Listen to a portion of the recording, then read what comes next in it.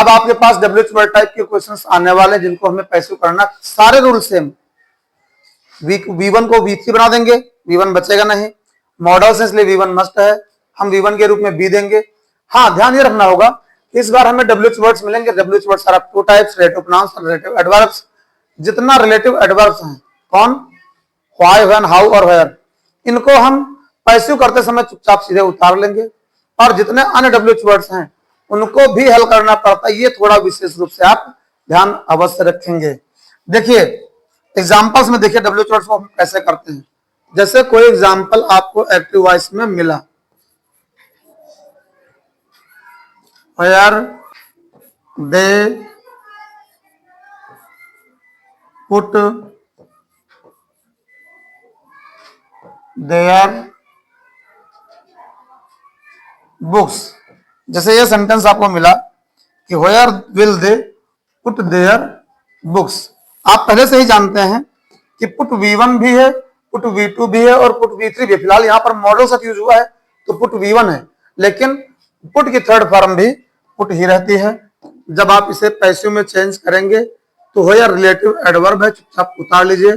where, फिर their books के साथ भी will आएगा, where will their books। इसके बाद B, ये V1 है, और put की third form put, where will their books be put by, और दे का ऑब्जेक्टिव केस them, लास्ट में क्वेश्चन मार्क। इसी तरह से आपको कोई एक्टिव वॉइस में सेंटेंस मिला है, why shall we not help them, why shall we not help them। जब इसे आप पैसिव में चेंज करेंगे, why सीधे से उतार लीजिए why। अब will shall में से अब shall के स्थान पर will यूज करेंगे, क्यों, क्योंकि यहां पर them का सब्जेक्टिव केस दे हो गया और दे के साथ will आता है। I will they, negative word भी है not, इसके बाद be, help को थर्ड फॉर्म में करेंगे, हो जाएगा helped, इसके बाद by, और we का ऑब्जेक्टिव केस us, लास्ट में क्वेश्चन मार्क। इसी तरह से मान लीजिए कोई एग्जांपल आपको मिला है, who will not support us, who will not support us।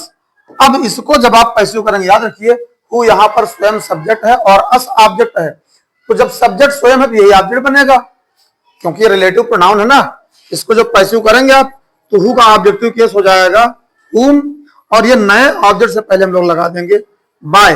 फिर भी इसको हम पहले इसलिए लिख रहे हैं क्योंकि हमें active voice WH word type का मिला है, हमें पैसिव भी WH वर्ड पर ही रखना है। by whom, फिर will shall में से shall आ जाएगा, shall क्यों, क्योंकि us को जब आप सब्जेक्ट बनाएंगे तो भी हो जाएगा। by whom shall we, negative word not और V1 के रूप में be। सपोर्ट को जब आप थर्ड फॉर्म में चेंज करेंगे तो हो जाएगा सपोर्टेड, लास्ट में क्वेश्चन मार्क का यूज कर लीजिए।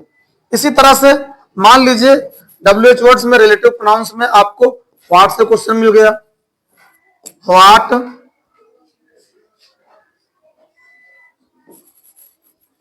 What shell I do now. अब देखिए यहां पर आई के साथ शैल आया हुआ है, आई यहां पर सब्जेक्ट है, जबकि व्हाट ऑब्जेक्ट है, व्हाट डायरेक्ट ऑब्जेक्ट होता है।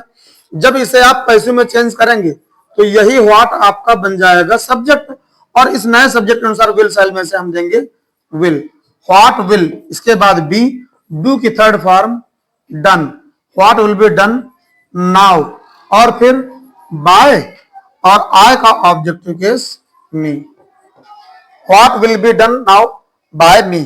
और इस तरह से हमने बड़े आसान तरीके से पैसिव में चेंज कर लिया। मान लीजिए कोई एग्जांपल आपको मिल गया whom से, whom will you not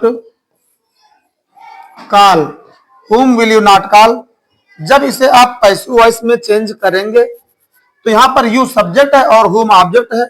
इस ऑब्जेक्ट को हम जब सब्जेक्ट बनाएंगे हो जाएगा who, who के साथ विल, हु विल के बाद बी, निगेटिव भी है क्योंकि निगेटिव है इसलिए थोड़ा सा आपको ध्यान रखना होगा, हु विल नॉट भी हो जाएगा, निगेटिव वर्ड नॉट का यूज बी से पहले ही होना है। हु विल नॉट बी, काल को थर्ड फॉर्म में करेंगे जाएगा कॉल्ड, और बाय सब्जेक्ट यू है, यू का ऑब्जेक्टिव केस यू, लास्ट में क्वेश्चन मार्क।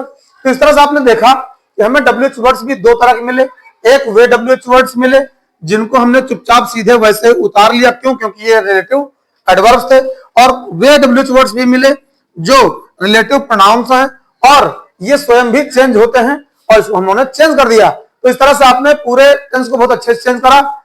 बिल्कुल रिवाइज करते रहे। If any problem ask me, keep stay with me.